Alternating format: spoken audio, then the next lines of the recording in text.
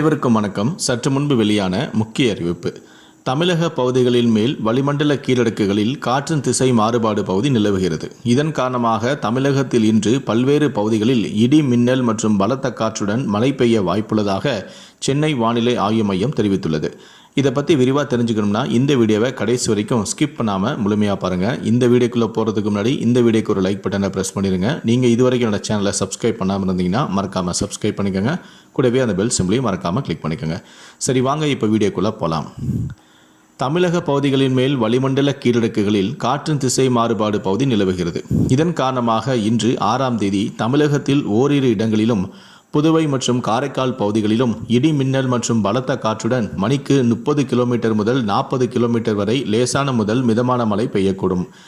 சேலம், கரூர், நாமக்கல், திருச்சி, பெரம்பலூர், மதுரை, விருதுநகர், தென்காசி, தூத்துக்குடி, திண்டுக்கல், தேனி என 11 மாவட்டங்களில் நேற்று இரவு இடி மின்னலுடன் பலத்த மழை பெய்தது. ஆரஞ்சு அலர்ட் எச்சரிக்கையும் கொடுக்கப்பட்டிருந்தது. அதேபோல ஈரோடு, திருநெல்வேலி, கன்னியாகுமரியிலும் இடி மின்னலுடன் கூடிய லேசான மழை பெய்தது. மஞ்சள் அலர்ட் எச்சரிக்கையும் கொடுக்கப்பட்டிருந்தது.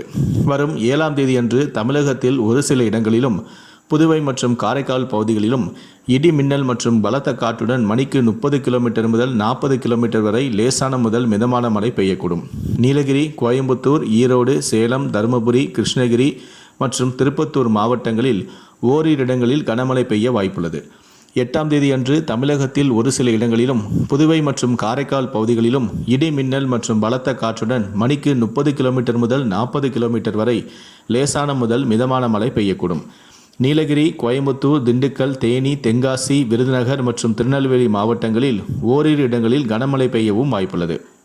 9ஆம் தேதி தமிழகத்தில் ஓரிரு இடங்களிலும் புதுவை மற்றும் காரைக்கால் பகுதிகளிலும் இடி மின்னல் மற்றும் பலத்த காற்றுடன் 30 கிலோமீட்டர் முதல் 40 கிலோமீட்டர் வரை வீசக்கூடும். லேசான முதல் மிதமான மழையும் பெய்யக்கூடும். 10 மற்றும் 11ஆம் தேதிகளில் தமிழகத்தில் ஓரிரு இடங்களிலும் புதுவை மற்றும் காரைக்கால் பகுதிகளிலும் லேசான முதல் மிதமான மழை பெய்யக்கூடும். சென்னையை பொறுத்தவரைக்கும் அடுத்த 48 மணி நேரத்திற்கு வானம் ஓரளவு மேகமூட்டத்துடன் காணப்படும் எனவும் அதிகபட்ச வெப்பநிலையானது 39 டிகிரி செல்சியஸை ஒட்டியும் குறைந்தபட்ச வெப்பநிலையானது 29 டிகிரி செல்சியஸை ஒட்டியும் இருக்கக்கூடும். மீனவர்களுக்கான எச்சரிக்கை. தெற்கு ஆந்திரா கடற்கரை பகுதியில் சூறாவளி காற்றானது 40 முதல் 55 கிலோமீட்டர் வேகத்திலும் இடையிடையே 65 கிலோமீட்டர் வேகத்திலும் வீசக்கூடும். மேற்குறிப்பிட்ட நாட்களில் மீனவர்கள் இந்த பகுதிகளுக்கு செல்ல வேண்டாம் என அறிவுறுத்தப்படுகிறார்கள்.